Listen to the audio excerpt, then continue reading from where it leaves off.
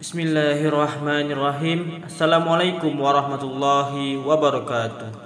Allahumma salli ala sayyidina Muhammad wa ala ali sayyidina Muhammad. Alhamdulillah. Puji syukur kehadirat Allah Subhanahu wa taala. Kita semua dapat bertemu kembali di channel dakwah Islam dalam keadaan sehat dan dirahmati Allah Subhanahu wa taala. Amin amin ya rabbal alamin. Sahabat dakwah Islam yang dirahmati Allah, pada kesempatan kali ini kita akan membahas perjalanan manusia setelah kematian. Sahabat dakwah Islam, setiap makhluk yang bernyawa pasti akan merasakan kematian. Begitulah ketentuan Allah Subhanahu wa taala dalam surah Al-Imran ayat 185. Dalam ayat lain juga berfirman, di mana saja kamu berada, kematian akan mendapatkan kamu. Kendati pun kamu di dalam benteng yang tinggi lagi kokoh. Quran Surah An-Nisa ayat 78.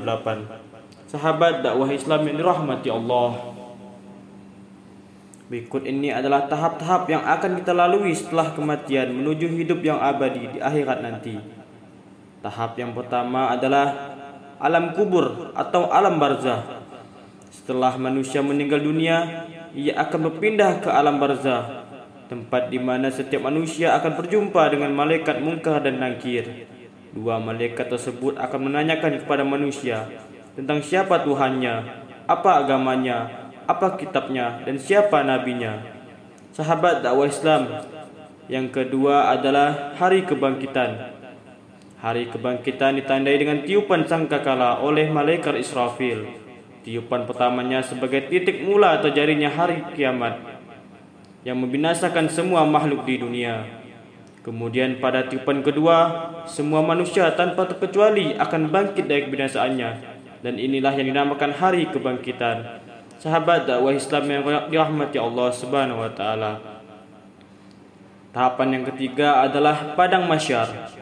Konon padang mahsyar adalah tempat datar yang sangat luas, di mana matahari hanya berjarak 1 jengkal dari kepala manusia. Di padang mahsyar, setiap insan akan melalui diadili tergantung amal perbuatannya dan diiringi oleh 2 malaikat, satu sebagai pengiringnya dan yang satu lagi sebagai saksi atas semua perbuatannya di dunia. Sahabat dakwah Islam yang dirahmati Allah, tahapan yang keempat adalah Yaumul Mizan atau hari penimbangan amal baik dan amal buruk. Setelah di padang mahsyar tadi, amal manusia mulai ditimbang mana yang baik dan mana yang buruk. Jika manusia lebih berat timbangannya amal kebaikannya, maka dia akan mendapatkan keselamatan. Begitu pula sebaliknya.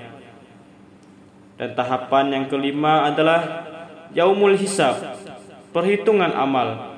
Amal perbuatan yang kita lakukan selama di dunia kemudian akan dihitung pada saat Yaumul Hisab. Allah berfirman, sesungguhnya kepada kamilah kembali mereka, kemudian sesungguhnya kewajiban kamilah menghisab mereka. Quran Surah Al-Ghasyiyah ayat 25 sampai 26. Kemudian dari Aisyah radhiyallahu an, ia bertanya tentang apa itu hisab yang mudah. Rasulullah SAW lantas menjawab, Allah memperlihatkan kitab hambanya, kemudian Allah maafkannya begitu saja. Barang siapa yang dipersulit hisabnya, niscaya ia akan binasa. Hadis riwayat Ahmad. Sahabat dakwah Islam yang dirahmati Allah, tahapan yang keenam adalah jembatan Shiratul Mustaqim.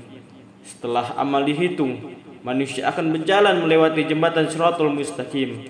Cara dan keadaan menyeberang setiap manusia di jembatan ini pun berbeda-beda. Bagi yang timbangan amal kebaikan lebih banyak, ia akan mudah menyeberanginya. Sebaliknya, bagi yang amal buruknya lebih banyak, maka jembatan ini akan berubah bak sekecil rambut yang dibagi 7, sehingga akan menyulitkannya. Sahabat dakwah Islam yang rahmati Allah, tahapan ketujuh adalah surga.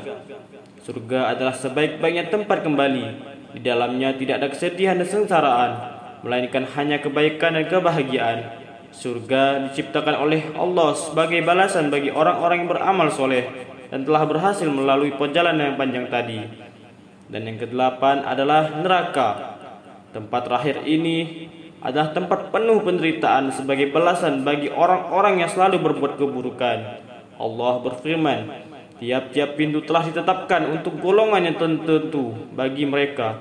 Quran surah Al-Hijr ayat 44. Sahabat dakwah Islam yang dirahmati Allah Subhanahu wa taala. Demikianlah tahap-tahap yang mesti dilalui setiap manusia. Semoga kita mendapatkan pertolongannya. Amin amin ya rabbal alamin. Wassalamualaikum warahmatullahi wabarakatuh.